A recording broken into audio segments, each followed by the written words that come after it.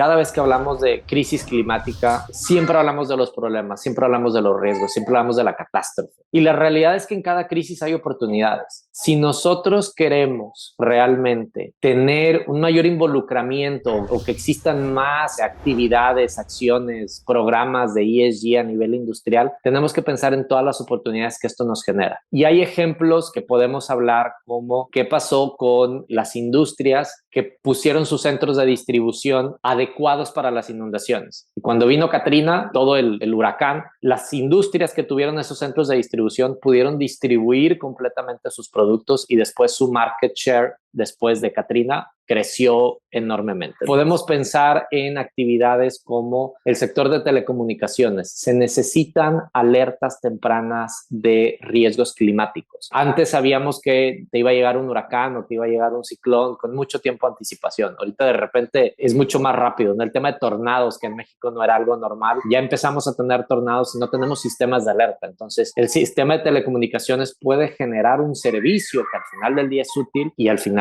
eso es negocio, ¿no? Eso es revenue que tú estás generando. Y si empezamos a revisar cada una de las industrias, vamos a ver que toda esta crisis nos genera un enorme potencial de oportunidades. A nosotros los consultores estamos vendiendo miles y miles de dólares en temas de políticas ESG, en temas de reporteo, en temas similares, ¿no? Si vemos el sector bancario, cómo han crecido el financiamiento verde, el financiamiento sostenible, es exponencial. Entonces tenemos que dejar de pensar en el ESG nada más como una moda, nada más como una respuesta a una crisis, y tenemos que pensarlo e integrarlo en el modelo de negocios para que todas las oportunidades que en nuestro sector existen puedan ser explotadas y realmente podamos seguir sosteniendo este tercer pilar que es el económico, no nada más enfocarnos en el ambiental. Uno de los retos que nosotros estamos viendo a nivel empresa en el Foro Económico Mundial en capítulo 0 es de repente tenemos ahora sí que un buy-in de los gerentes o los directores o el C-suite, y cuando llega a consejo se atora. Resulta que el consejo no tenía la preparación o no tenía la capacitación o la madurez necesaria para poder entender el reto. Entonces, uno de los temas importantes es necesitamos capacitarnos en todos los niveles, y yo te diría principalmente en la alta dirección, para poder entender el reto al que estamos nosotros enfrentando como humanidad, pero también para poder nosotros como empresa reaccionar de manera adecuada y poder seguir siendo redituables. No solamente verlo como la crisis que va a matar al mundo. No, espérame, o sea, a lo mejor la podemos salvar y a lo mejor en el proceso de salvarla podemos hacer un negociazo. Entonces, este acompañamiento, esta instrucción de la alta dirección, creo que es muy importante y creo que es uno de los retos que México está teniendo. Lo platicamos tanto en las grandes empresas y eventualmente también en las pymes, ¿no? Las pymes pues, se les exige menos por todos los retos que ellos tienen, pero sí necesitamos entender desde la parte más importante, desde el órgano de administración, cómo una gobernanza climática adecuada es necesaria para la continuidad del negocio. La sustentabilidad es muy diferente para cada quien. Los retos de una industria no son los retos de otra, y esa misma industria en una diferente geografía tiene otros retos. Y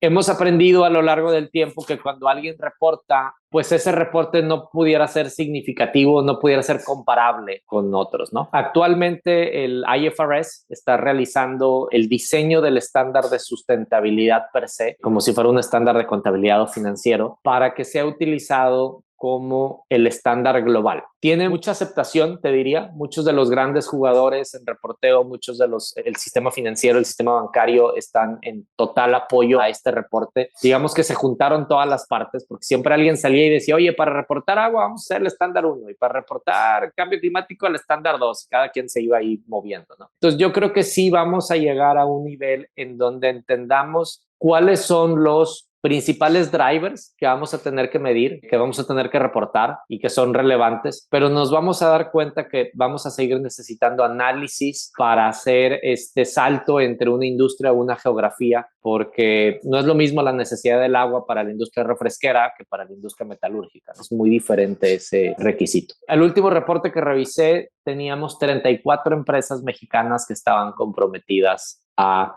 un pathway hacia net zero. Son muy pocas. O sea, 34 empresas del mundo realmente nacional que tenemos es muy poco. Entonces, como gobierno, estamos muy lejos. Como industria, seguimos todavía muy lejos. Y como sociedad, yo te diría tenemos temas más apremiantes que a veces hacen que se nos olvide o que no sea prioridad el tema de cambio climático. Que si la inseguridad, que si la crisis, que si la inflación. Y el cambio climático es como poner a la rana a cocinar, ¿no? La pones a fuego lento y ahí se va a quedar, ¿no? Simplemente nos va afectando cada vez más, pero mientras no sea tu nombre el que sale ahí, la realidad es que como sociedad no estamos reaccionando. IPADE.